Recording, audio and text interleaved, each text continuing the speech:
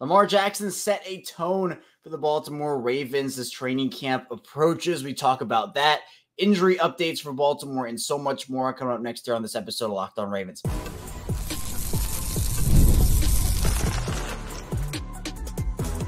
You are Locked On Ravens, your daily Baltimore Ravens podcast. Part of the Locked On Podcast Network, your team every day. Welcome into another edition of Locked On Ravens, or daily Baltimore Ravens podcast. I'm your host, Kevin Ostreicher of Ravens Wire, here with you on the Locked On Podcast Network, your team every day. Thank you so much, as always, for being here today, making Locked On Ravens your first listen each and every day, and of course, just a part of your day in general. We're free and available for you on all podcasting platforms, so if you are a video watcher, be sure to hit that like button, subscribe here on YouTube, and if you are an audio listener, be sure to hit that follow button and subscribe over here in audio form as well. 5 days a week Ravens content plus bonus episodes, live shows, so much Ravens content over here. We have you covered 5 days per week, Monday through Friday. And today's episode of Locked On Ravens is brought to you by Gametime. Download the Gametime app, create an account, use code LOCKEDONNFL for $20 off your first purchase. Terms apply. On today's show, we have a jam-packed episode. We are again ticking down the days till veterans report, but that doesn't mean veterans aren't already reporting. Lamar Jackson already in the building, already reports of training camp, steps inside the Owings Mills facility, and it got a lot of people fired up. So we're going to talk about Lamar setting the tone with that and just being there.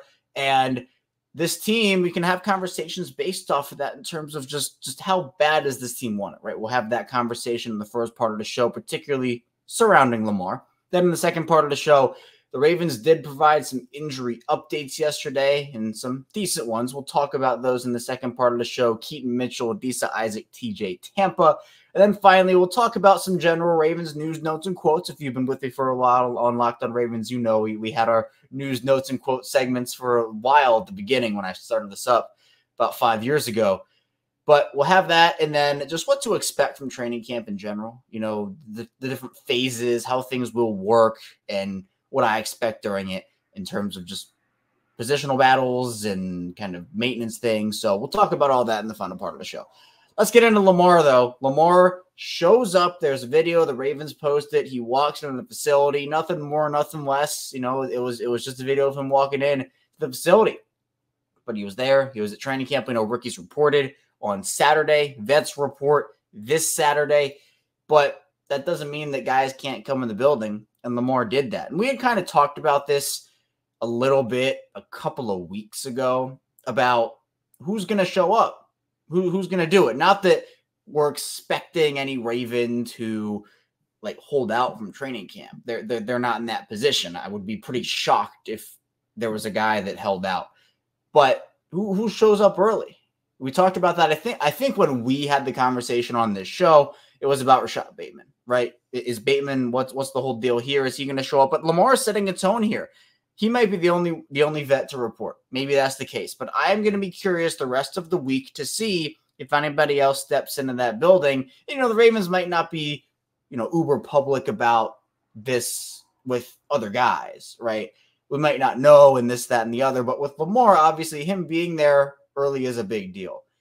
And to me, even if he's just there, to me, the conversation to be had is how bad does this team want it? How bad does this team want to win a Super Bowl? You want to put in the work, good things happen. Doesn't mean you are guaranteed a Super Bowl win, but I'm not faulting any player if they don't show up early, right? Like I think that's unfair, but I do think it certainly is helpful when a guy like Lamar shows up, and he does set a tone. It's like we talked about with OTAs and minicamp, more particularly OTAs, where those are voluntary. Those are voluntary OTAs, but you know what? Lamar did show up for some of those, right? It wasn't like he didn't. I know there was this whole big conversation about how he's missing all these OTAs and he's doing this, and then, what about minicamp? What about minicamp? But you had other guys showing up too. A lot of these vets showed up to these workouts, and that set a tone and that set a precedent of, you know what? We're going to have all our guys here, most of our guys here. I know everybody didn't show up, but we have most of our guys here. Let's go out there and work. And they're doing their own work, right? We'll talk about in the final part of the show, Rashad Bateman posts another workout video. Rashad is putting in work. Lamar's putting in work. These guys are putting in work on their own, but coming into the facility, working with teammates, working with coaches, that's big. I mean, he's already in Baltimore. I mean, I remember, I can't remember what year it was, a couple of years ago, I think, 2021, 2022, maybe, I can't remember. But Lamar was at the airport right before training camp started. And, he was coming in and everybody was super pumped. He's here. But he's already here. And that's a big deal. So it's not this big thing about, now everybody has to show up. Now everybody has to come in early. And they have to all have these videos like Lamar did. I'm not saying that. But we know this team is hungry. We know this team wants to win. It was just a video of Lamar walking in the facility. I'm not trying to overblow this thing out of proportion, but I do think it's important to talk about the want of this team to be able to go out there and win. You have to be able to put in the work, and they have certainly done that. But now is when the real work starts. Not that the work that they did wasn't real in the offseason. You get better, you improve, but being able to establish chemistry, get work in with your teammates and coaches, like I said. I mean, look, football's almost here. Everybody got super pumped up. The Ravens, they reported earlier, the rookies did at least, than any other team. The Ravens obviously are on that accelerated window because they're going to Kansas City to play the Chiefs in week 1. So, of course, that makes sense. But Lamar reporting to training camp on Monday is a big deal to a lot of people because, one, I think it just, first of all, signals, all right, yeah, football's really back here. But two, it does set that tone. And that's what I keep coming back to because I just keep revisiting the conversation that we had a couple weeks ago with Rashad Bateman. And whether Bateman shows up or not early, whatever. But I would expect maybe a couple more guys to follow suit here. Not a guarantee. I'm not, I don't know. Could not happen. Again, if nobody else reports, that's fine. You got to report on time, obviously. But if no one reports early, okay, that's whatever. But, at the end of the day, I think it's really important for Baltimore to have this kind of mindset throughout the season, honestly, right? The working mentality, getting better. And I think they do. I mean, we saw definitely during OTAs and minicamp, Baltimore has that mentality of, yeah, what happened last season was, 1, not acceptable. 2, it stung. And honestly, look, I am going to be completely honest here. We're going to have to hear about it all year. We're going to have to hear about it for a long time, about the AFC Championship game, about how they fell short. They'll be playing highlights from that game. They'll be talking about that game. And obviously, for people who are fans of the team, who cover the team, who are involved with the team, it's going to sting. It still stings for everybody. Myself, for everybody out there listening or watching today, I'm sure it still stings for you as well. We're going to have to hear about it. But how can you combat that? It's like what happened, from 2011, 2012 to 2012, 2013. Heartbreak, disappointment with Lee Evans and Billy Cundiff and how that whole thing went down. So how'd they respond? They got back up, and they won the Super Bowl. They have the chance to do that again. And so when we talk in the final part of the show about what to expect from training camp, it's going to be a very interesting dynamic to me about how they go about things. Obviously, you don't want to do all this stuff where you go too hard in training camp. That can burn you out. And there were instances, especially under Steve Saunders, when he was the strength and conditioning guy, of them burning out. And multiple former players have spoken out about that. You don't want to do that. But there is a certain level of intensity that every team should have, if we're being honest here. I expect Baltimore to certainly have that, but it all starts with their leaders. And the Ravens lost a lot of talent this offseason, but they have leaders still on this team. I think that's what goes, I don't want to say unnoticed, but I think everybody is so focused on the talent that they lost. But Lamar is leader of that offense. Roquan is leader of that defense. Those are your two leaders. Then you have other guys. You kind of trickle down the leadership ladder, with Kyle Hamilton taking on a bigger leadership role. Obviously, Marcus Williams is in a leadership role. Marlon Humphrey on the offensive line. Tyler Linderbaum and Ronnie Stanley are your leaders there. Zay Flowers taking on a bigger leadership role in his second season. Even Rashad Bateman taking on a bigger leadership role in his 4th year. Nelson Aguilar, Mark Andrews. I mean, I could go on. And then on defense, you have other vets that step up in that department. So this was a good tone setter from the leader of this team. This team comes and goes as Lamar Jackson comes and goes. This team, you know, those gears turn as Lamar Jackson goes. So we are going to see how it pans out. But I thought it was really awesome to see him walk through those doors on Monday. And I think it does set a tone for the season. Tone setter, right? And sometimes tones, look, if Lamar didn't report early to training camp, wouldn't have been a big deal, right? Still would have been fine. Wouldn't have really mattered all that much. But to set the tone, I do think makes some level of an impact. Coming up, though, we'll be talking about the injury updates the Ravens provided on Monday. Keaton Mitchell, TJ Tampa, Adisa Isaac. Stay tuned, plenty to talk about here on Locked On Ravens. First, this show is sponsored by BetterHelp. And I know that a lot of times people can compare their lives to others, and social media certainly plays a huge part in that. And for me, when I kind of get caught up in all that and maybe wishing my life looked like somebody else's, I remember what I actually have. And comparison is a thief of joy, and it's easy to envy other people's lives. It might look like they have it all together on their Instagram, and in reality, they probably don't. Therapy can help you focus on what you want instead of what others have, so you can start living your best life.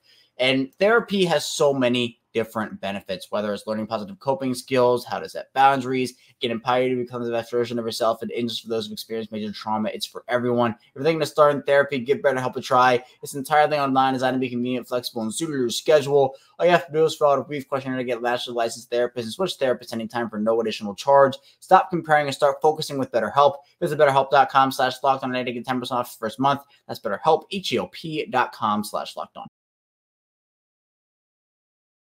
We're back for our second segment of Locked On Ravens. Kevin Oestreicher still here with you on this Tuesday, Taco Tuesday. Again, appreciate everybody for being here and making Locked On Ravens a part of your day and your first listen of the day. Be sure to make your second listen Locked On NFL. I host that show on Mondays, so if you want to go back, listen to Monday's episode, and we have a bunch of hosts on the network host that show throughout the week. So if you want to get your daily NFL news fix, Locked On NFL, part of Locked On Podcast Network here, your team every day is the place for you to go.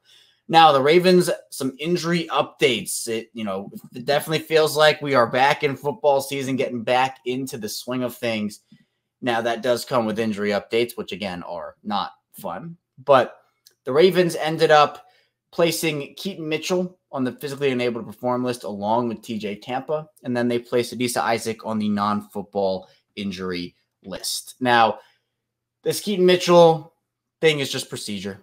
This is nothing that was unexpected. Mitchell is obviously not expected to start the year for the Ravens, and so going on the PUP list, the Ravens have an opportunity. And Brian McFarland, shout out to Brian, who does a great job, Ravens salary cap. He's a friend of the show, and he put this whole thing in perspective. He ended up talking about how Mitchell will likely end up starting the season on the PUP list anyway. He'll have to spend the first 4 games of the season there if not activated by, I believe, the final cutdown in late August. So essentially what Brian says here is players who start training camp on the NFI or the PUP can be activated at any time during training camp up until the final cutdown in late August. At that point, if they're not activated, they must remain on the NFI/PUP into the season, and they must miss at least the first 4 games. So when John Harbaugh talked about Keaton Mitchell, I believe it was during OTAs, we got this update about Keaton Mitchell, but said that this wasn't going to be, he'll be back during training camp or the preseason or back during the start of the year type of deal. This was going to linger into the season, which was expected. Mitchell tore his ACL in December.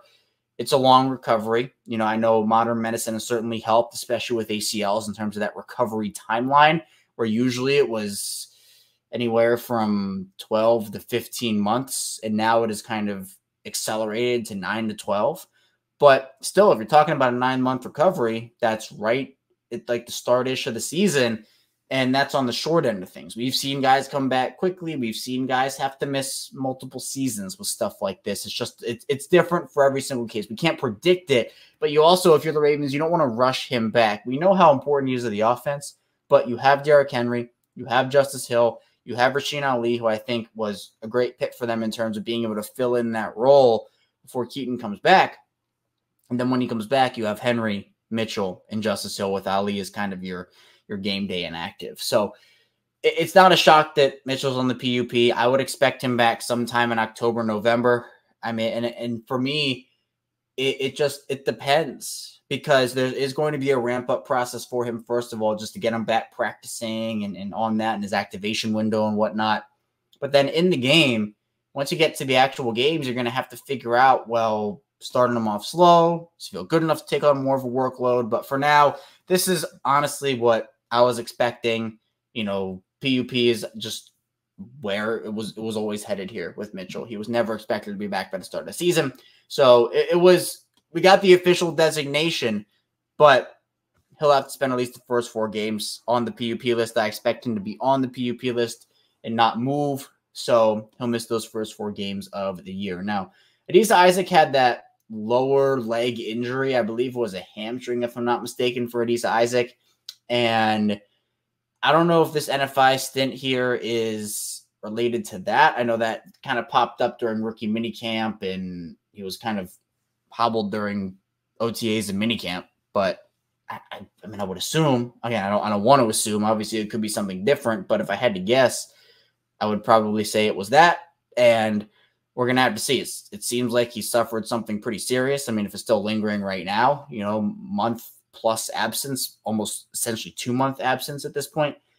So if he'll be ready for training camp, I don't know. I mean, it seems like he will have to miss some time here. I mean, I wouldn't expect Baltimore to put him on the NFI if he was ready for training camp. So, I mean, look, I've been on record saying I don't expect him to play a huge role this year. I expect him to be a game day inactive, but you don't want to see this, right? You don't want to see that. I want to know more about it before there's a concern level here. Obviously, it's not great. He's missed this time, and now he's on the NFI list, but it is what it is here. And I think Baltimore, again, if we're talking about from a depth perspective, he factors in as like at the very bottom of the outside linebacker depth chart for me. Now, the one that was interesting and not a lot of people really anticipated was TJ Tampa. Tampa was put on the PUP list. No idea what this is. There was no indication of anything from the Ravens that he was going through something injury-wise. And yeah, I mean, there's not really much to say here. We don't know what it is. We could say, oh, Isaac had the hamstring thing and Mitchell tore the ACL. I have no clue what this TJ Tampa thing is.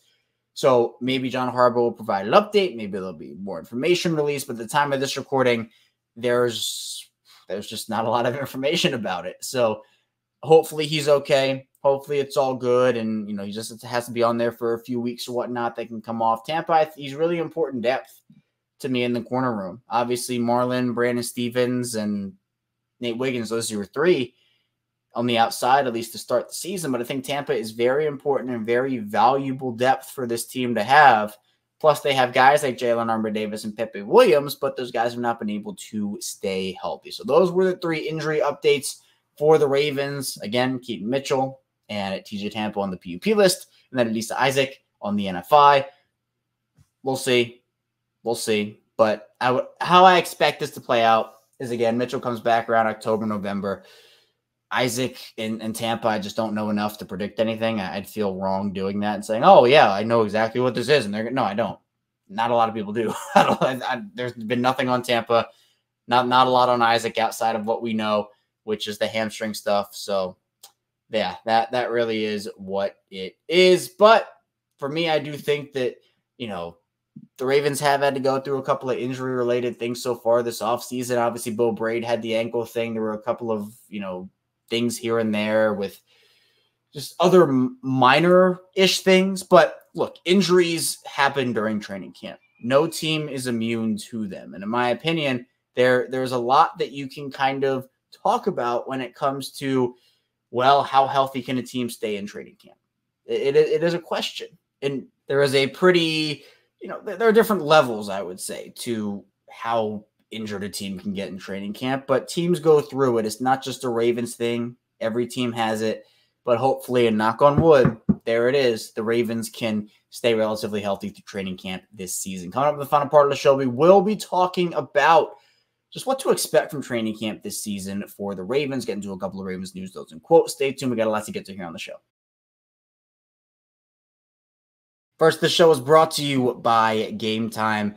I love going to MLB games, particularly obviously here in Baltimore, the Orioles, and I've made a lot of great memories, obviously from when I was a child, and I still love going to games today, try to get to a couple every season. But Game Time is an authorized ticket marketplace in Major League Baseball, which makes getting tickets faster and easier. Prices on the Game Time app actually go down the closer it gets the first pitch. With the last-minute deals, all-in prices, views from receipt, and their lowest price guaranteed. Game Time takes the guesswork out of buying MLB tickets. And over on the Game Time app, it's your place to be. Obviously, the All-Star break is in full swing right now. The Home Run Derby happened last night.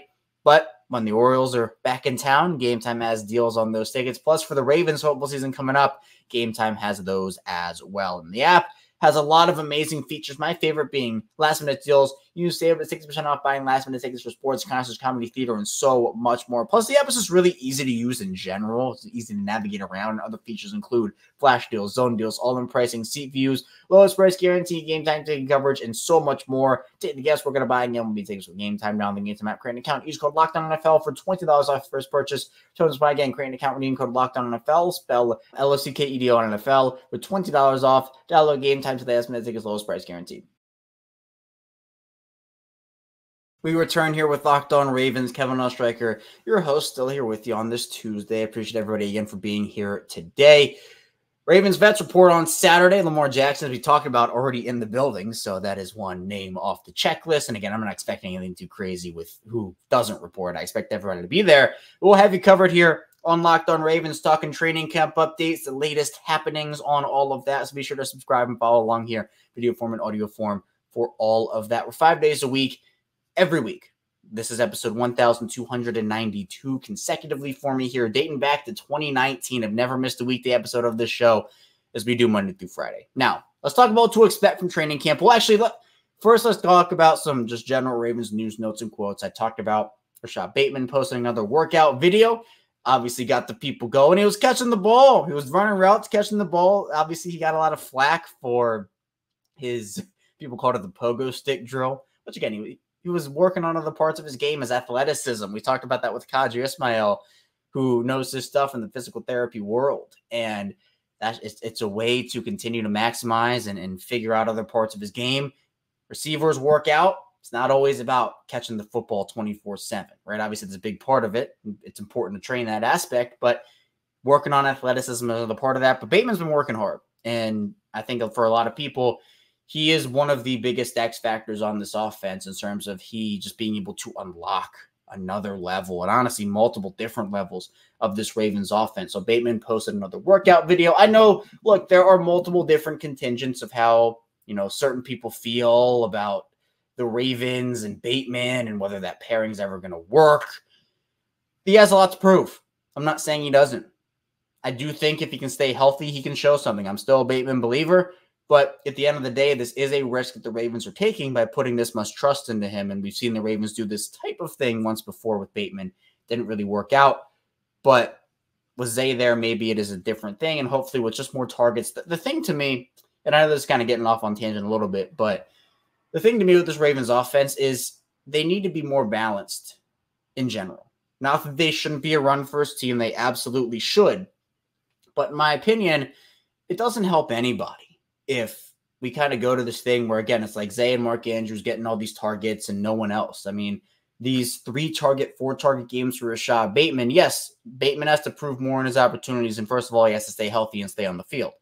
But, getting 2 to 4 targets a game is not easy for any wide receiver. That's tough. You can't really get in the rhythm that way. So I would like to see Bateman to get, maybe anywhere from 4 to 6 targets per game and see what he can do with that. Not that he hasn't gotten that before, but obviously spreading the ball around is going to be really important for Lamar on the offense this season. Now, what to expect from Ravens training camp in general this season? I mean, look, there's not a ton you can take away early, right? So early on in the process, of course, we will be talking about what's going on, guys who look good, guys who don't, etc., winners, losers, rises, falls, whatever you want to call it. But the real test, the real, start of stuff for me is when pads come on. Now, and we've talked about that for a while here. Without pads on, there are a lot of things that certain positional groups can't do. Offensive line, for example. You cannot tell a lot with offensive line without pads on. There's not a ton that they can do secondary-wise, right? There are certain levels of certain drills favoring certain positional groups without pads. When the pads come on, then it becomes different. So, 7-on-7s, 11-on-11s, those look different with pads versus without pads. Obviously, at the physicality level, you're not going to go out there and just deck a guy or just, hit Lamar Jackson super hard. That, do not do that. It's not what you want to do. But when the pads come on, you can tell a lot. So there's going to be a level of competitiveness this training camp. But the thing that I love about this team in general, and we've talked about this for years, is it is iron sharpens iron. I know it's a cliche saying, and everybody's like, oh, come on. Everybody uses that. But, let's be real here. The Ravens defense going up against Lamar Jackson every day in practice, imagine getting into a game. And I know that, there are a bunch of quarterback rankings about how people feel about Mahomes and Josh Allen and Joe Burrow, et cetera, et cetera. But going up against Lamar prepares you for elite quarterbacks. And when you go up against not so elite quarterbacks, I know it's different in practice versus a game setting. I'm not saying it's exactly a one-for-one translation. But if you face this non-elite quarterback, this defense is probably saying, man, well, at least it's not Lamar. At least it's not Lamar. Because some days Lamar cooks that defense. But on the flip side, other days the defense gets the best of that offense. And when you're Lamar going up against that, imagine last season, right? Last season, leading into the season, and, just practices in general, that Baltimore defense was historic in multiple different ways last season. Lamar, going into a game setting, different, obviously, not one for one. But when you go up against not so good of a defense, and you're going up against one of the best in the league, in fact, the Ravens defense was the best in the league last season. If you're Lamar, that is iron sharpens iron. Both sides of that coin. So during training camp, guys getting acclimated, figuring out new pieces, rookies coming in, right? This is going to be a big thing for them to go up against in 7-on-7s, even like one-on-one drills. We see the pictures. I know the one circulating over the last couple of seasons was Marlon versus Rashad Bateman or Marlon versus Zay Flowers and whatnot. That is all iron sharpens iron material, and it does go a long way. Does it determine who wins a Super Bowl or not? No, it's not the defining factor, but it does help throughout the year, especially in these early days, early weeks of training camp. I think that's something a lot of people are going to say is, yeah, you know what? Going up against this offense, going up against this defense, and everybody, like the players say it. They say it's iron sharpens iron. Nate Wiggins talking about going up against guys, and Rashad Bateman and Zay Flowers talking about going up against guys. It is a thing that happens. So I'm excited to see both these units go up against each other, special teams as well. Obviously, that's another big part of things, especially with the new kickoff rules. And that's also, I expect the Ravens to spend a lot of time this training camp going over those kickoff rules, making sure everything is down to a T. It's new for everybody. So I expect that to be a big emphasis this training camp. Would not be shocked if that's where a lot of time and effort goes, but obviously it's going to be a balanced effort all around. That's all I have for you here today, though, on Locked On Ravens. Thank you so much for tuning in, and be sure to subscribe here, follow along video form, audio form for 5 days a week of Ravens content. Coming up tomorrow, we'll be talking about more Ravens, getting over the biggest news and talking about everything that's going on. Stay tuned. I'll see you right back here tomorrow on Locked On Ravens.